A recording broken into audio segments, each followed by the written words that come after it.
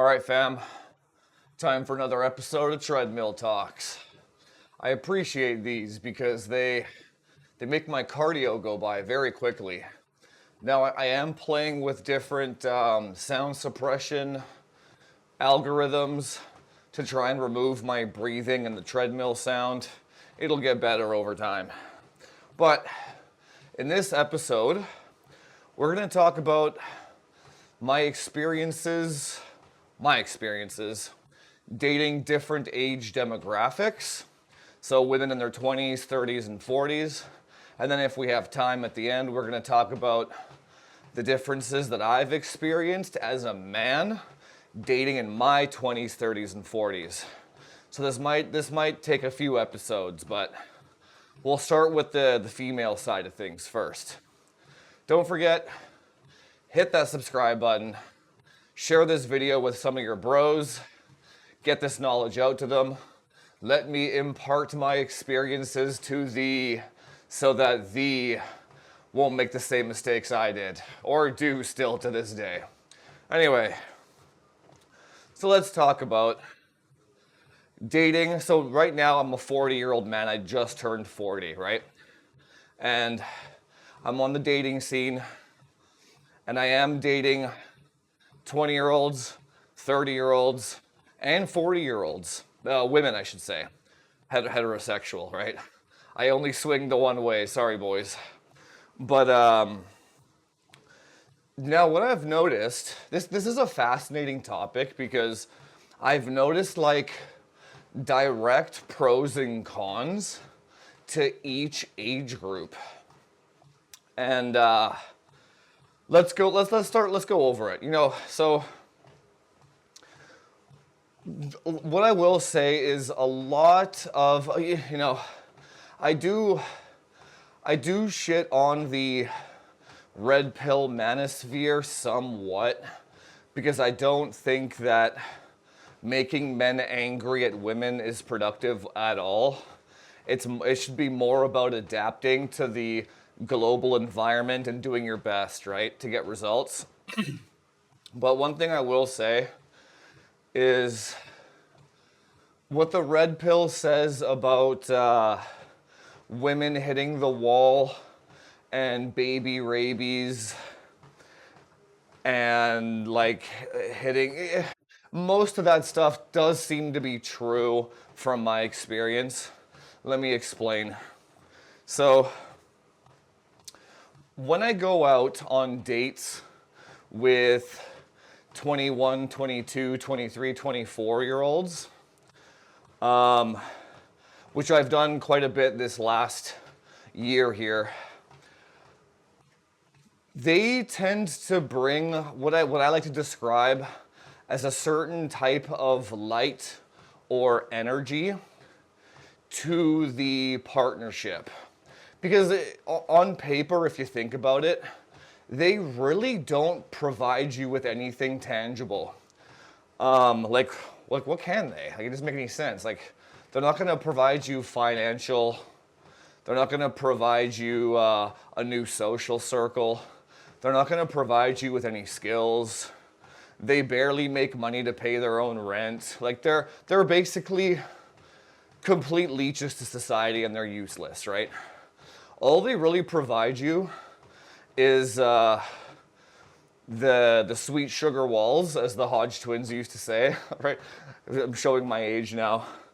They provide the sugar walls, and they provide you with probably what we're all after, is less about the sex and more about the companionship, right? The younger women provide you with they provide you with this energy of companionship where the way I describe it is they don't have the weight of the world pressing on them yet.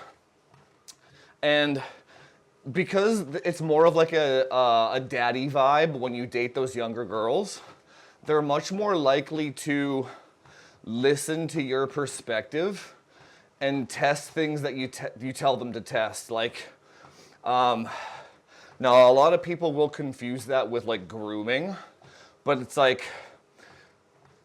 if the grooming is like, here, take this multivitamin, take fish oil, take creatine, update your resume this way. You seem to be passionate about this. Maybe you should get a job in this. There's like, the word grooming has a very negative connotation with it, but it's synonymous with influencing to a certain direction that I guess that benefits you. But the thing is, if you're just a good man and you're just not a piece of shit, influencing a younger woman to improve herself and stay on the right path, like supplements and going to the gym, lifting weights, building businesses, educate yourself, that's all good stuff. There's nothing wrong with that. So anyway, when a woman, a younger girl, takes your advice on something and she sees success with it, that makes you feel good because, well, it makes me feel good anyway, because then I'm like, okay, I helped this person develop a new skill or ability to improve their life, right? In which case, in which turn, later on, if you guys end up being together, that improves your life too, right?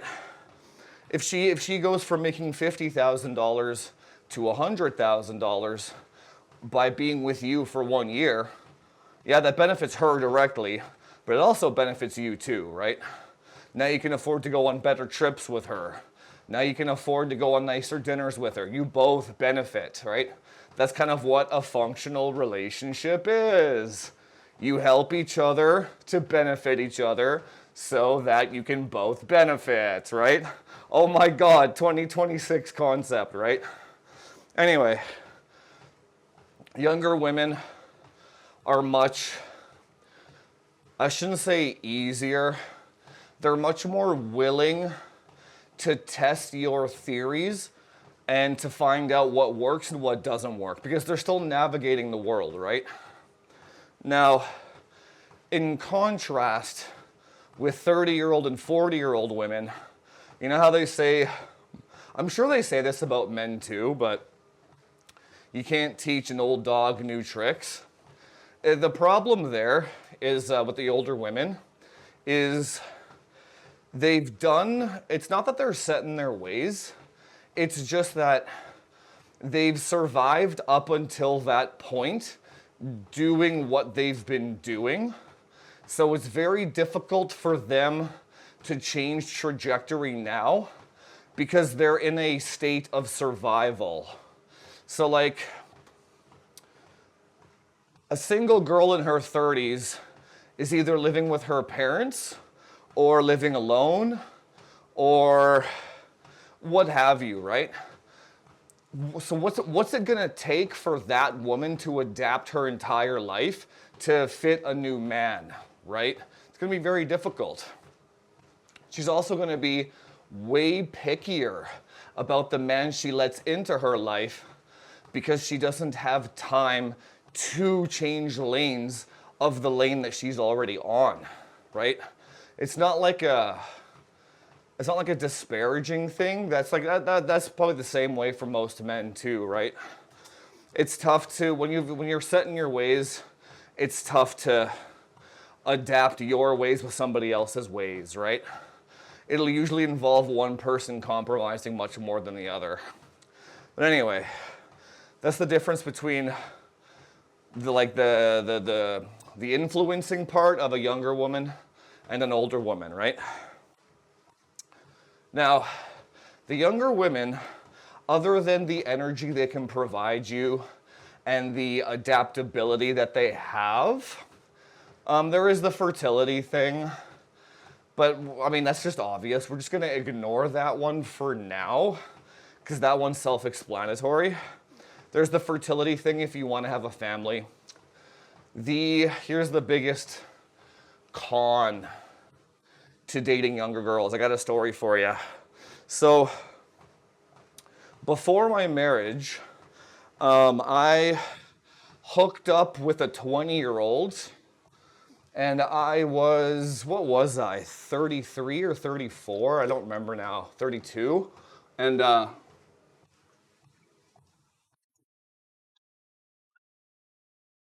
this 20-year-old was drop dead gorgeous. It was definitely daddy vibes. She would rest her head on my legs and I would like pet her head and all that. That might make some women cringe, but every woman kind of wants to be dating a daddy, right? We can get into what that means in a future video. But anyway, it was like it was this perfect, I don't know how to describe it. It's this perfect energetic mix of this woman being vulnerable and wanting to be taken care of, and this man that wants to do those things for her and do what's best for her. And it's like this, it's this perfect chemistry. It's hard to describe, right? So anyway, I met my ex, we got married, stopped seeing that other chick.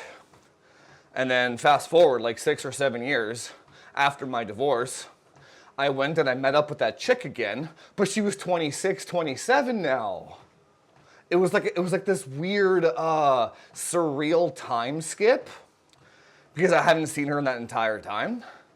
And when I saw her again, she was a completely different human being. She was stressed. She was not attractive. Like the stress had like aged her like crazy. She didn't have the little girl vibes anymore. She didn't, when I say little girl, I mean that energy, not, come on. And she didn't have that light anymore of the adaptability part of it, right? It's almost as if this girl had been like hardened and beaten down by society just over and over. She's in survival mode now. She can't even make jokes anymore. She can't be vulnerable anymore. It was like the memory that I had of that girl was like, I could have called her a different name, how different the human was, right? And after I saw that, and I was like, holy crap, this is not the same girl anymore, right? From 20 to 26, 27 or whatever. So I was like, that let me know that when you actually do date, if you ever do, date a younger girl, I guess maybe she got, what's the word? She got involved in the wrong crowds. Maybe she dated a few men that were bad for her. Who knows I don't know what happened in those 6 years. But the innocence was gone. That's basically what I'm trying to say here. So if you date a younger girl, she might change in significant ways that you can't anticipate while you're with her, in directions that you have no idea where, you as a man might end up wasting your time by actually going for a younger woman because of how much they can change as they get new information, right? New information about the world. So anyway, that's a big thing to be, like, you can't just trad wife a 20-year-old and just expect her to stay the same for 20 years. Like, that doesn't exist. Never mind with the age of AI and stuff coming. That's never gonna happen, right? So you have to expect that she's gonna change drastically. So then I'm thinking maybe 27, 28 is the best age range to kind of go after, because maybe they're a little hardened and a little depressed, but there's still some hope in them, right? Maybe. So here's the thing, okay. It's already been 15 minutes, wow. We'll have to do multiple episodes on this. When you start dating chicks, I think 27 is the best. But when you actually start dating chicks that are approaching their 30s, it unfortunately, I would say 27, I met this 27-year-old a couple of weeks ago, and she was really sweet. Like she still had that twinkle in her eye, like she hadn't been beaten down yet. So it's not all 27-year-olds, but like from 27 to 37, I would say that 10-year age gap. I'll explain why after. But 27 to 37, there is that baby rabies type of thing going on there. And it's, when I say baby rabies, I don't necessarily mean pregnancy either. It's more like a hormonal thing that's been going on where, or the red pill will call it hitting the wall. And hitting the wall is like they feel this sense of desperation to not waste any more time, waste time. And what that really means is marriage, settle down, move in with a guy. It doesn't have to mean kids. It just means that plan for their retirement, get a nice house. They're comparing their life with their friends now. All of a sudden being a single bachelorette is like unacceptable now. There's just a lot of shit that goes on from 27 to 37 that, quite frankly, it makes most women completely insufferable to be around. Their expectations are super high. To the whole interview mode thing is totally legit. So like, I'll give you an example. I had a girl over, and she was, what was she? 31, I think, something like that at the time. And I'll never forget this, man, but she was like, this really stuck out to me. She was like, oh, this is a nice place. Do you rent or do you own? And the thing is,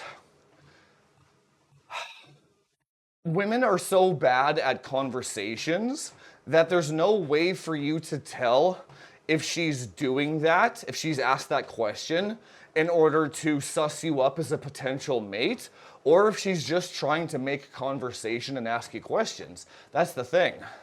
But as a man who has it all, you have to deflect those questions and see how they respond, right? If anything, you should say, oh, I rent this place, so that you know if she sticks around, she's there for you and not for what you can provide, right? It's really twisted, man. So like, the interview mode thing is totally real. When you date a girl under 25, there is literally no interview questions whatsoever. She's just hanging out with you because she likes you and she enjoys your company. That's literally it. So it's like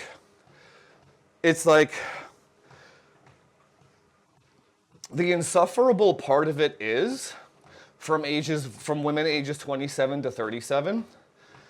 And we'll talk about the 40-year-olds too. They're actually the best.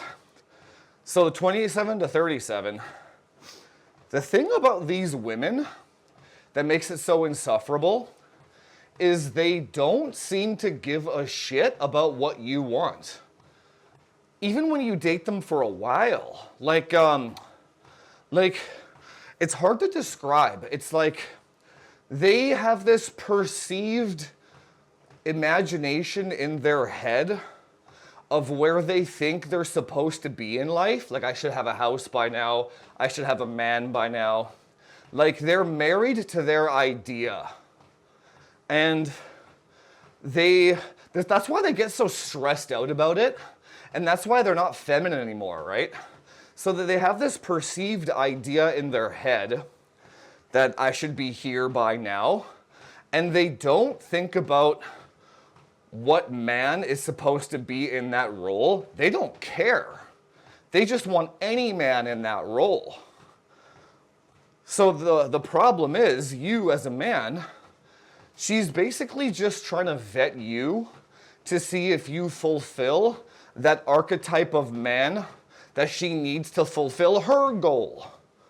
And I find that, dude, I will ghost chicks for that instantly. I can't do it. I hate it. I hate it so much. It drives me crazy when women are like that, right? You know, also, here's the thing.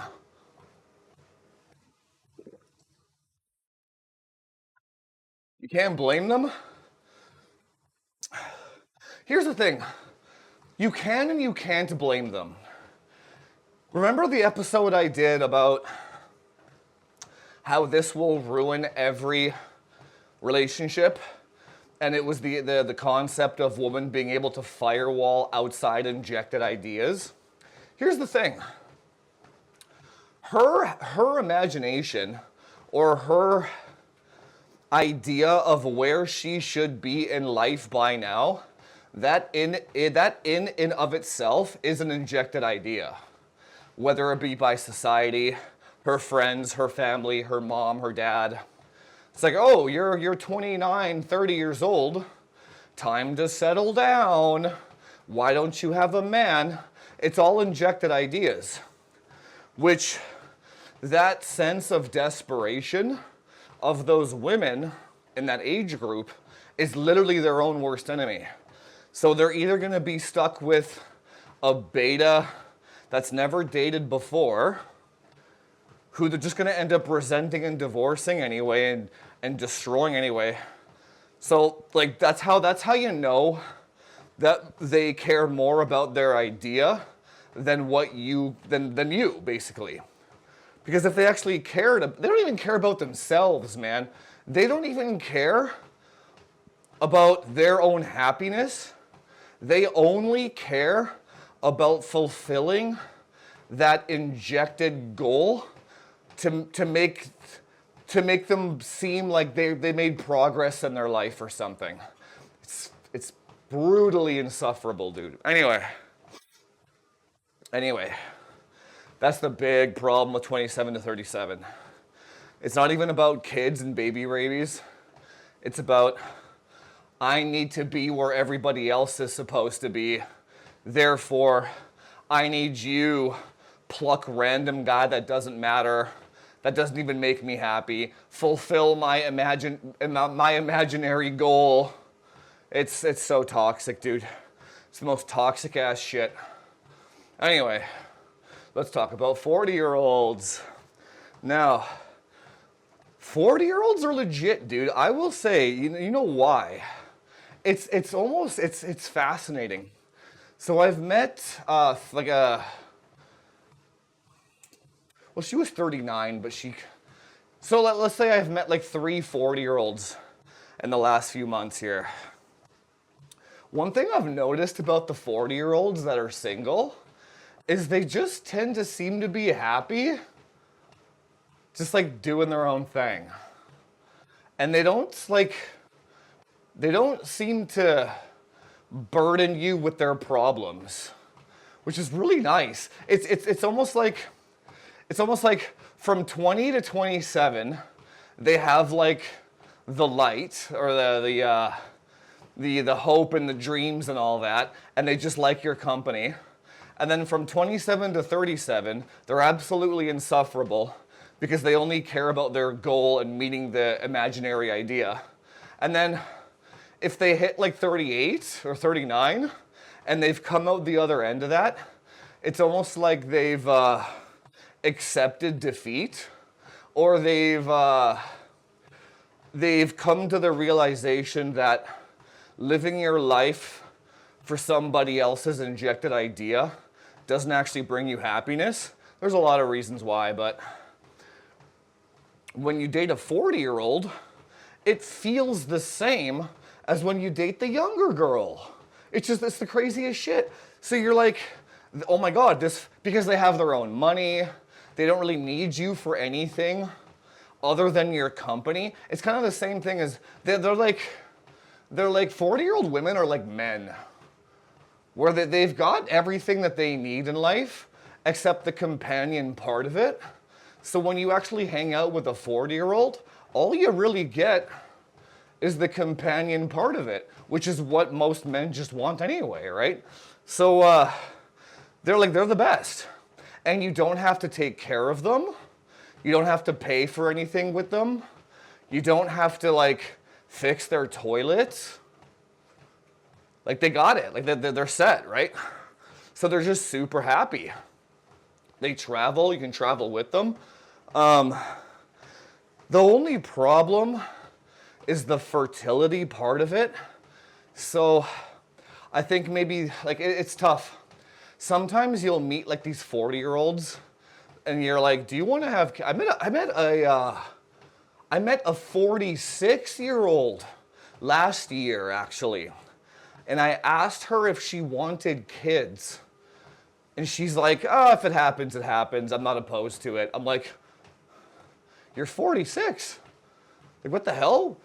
What, like, I don't think it's like, I don't, but to be fair, she looked like she was 26. Like, that girl took care of herself.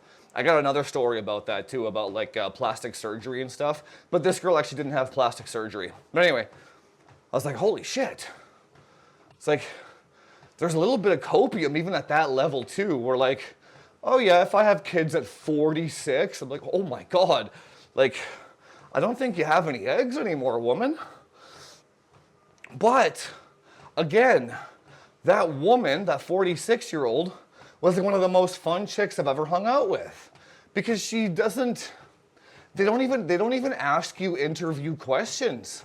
They don't ask you about your job. They don't ask you about your house. They don't ask you about your, nothing, man. They just like, when you're dating a 40-year-old, it feels identical. It's not identical. I shouldn't say that. It's, when you're dating a younger girl, it feels more energetically, this is such a nuanced, weird way to, when you're dating a younger girl, it feels right. Like, oops. Like, it feels like more of an energetic match.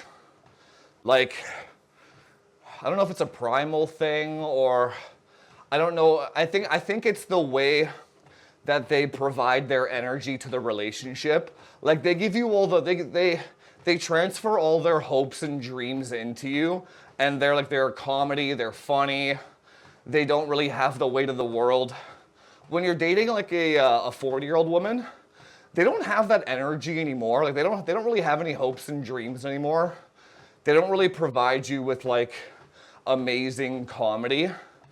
It's almost like, you know what it feels like, as morbid as this is?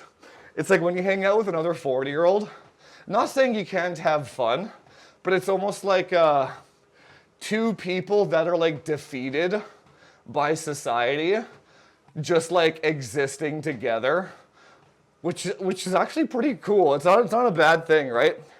It's like, I don't know how to describe it. Like there's no drama. There's no expectations. There's no ripples in the procedure.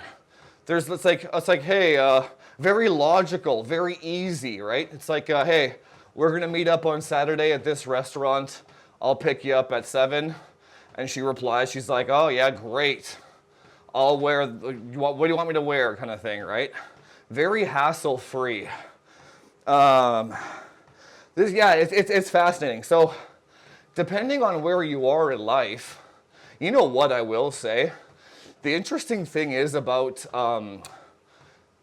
helping other guys with dating content is I'm never gonna understand the struggle of young men in 2026, because if you're like a 20-year-old kid, when I was 20, that was like 2005, 2006, where like we just got the Nokia phone and there's no internet on the phones yet, right? And the dating procedure was way different. So I didn't need to be a multi-billionaire at age 19 to get dates. You just had to be a normal dude, right? So what I wanted to say was, you know what? Let's say the dating scene has changed for younger men. Just go date a 40-year-old chick, dude, for a while. She doesn't need you. If anything, she might be a sugar mama and pay for your shit, right? Date an older woman. She's not going to give you what she does. She's not going to expect any commitment out of you. She's not going to expect any financial resources out of you. She's already given up on life. She just wants your companionship. Cool. Just drive over to her house and play some video games with her. Go see a movie with her or something. I don't see anything wrong with that. So like you have a 40-year-old woman dating a 20-year-old dude. Just give her some good sex. Get her to cook you a nice meal. Appreciate her. Don't be a dick about it. Like, treat her well as best as you can as a 20-year-old. But just appreciate the time that you spend with her. And she might actually teach you some shit about how to level up as a man faster. You know what I'm saying?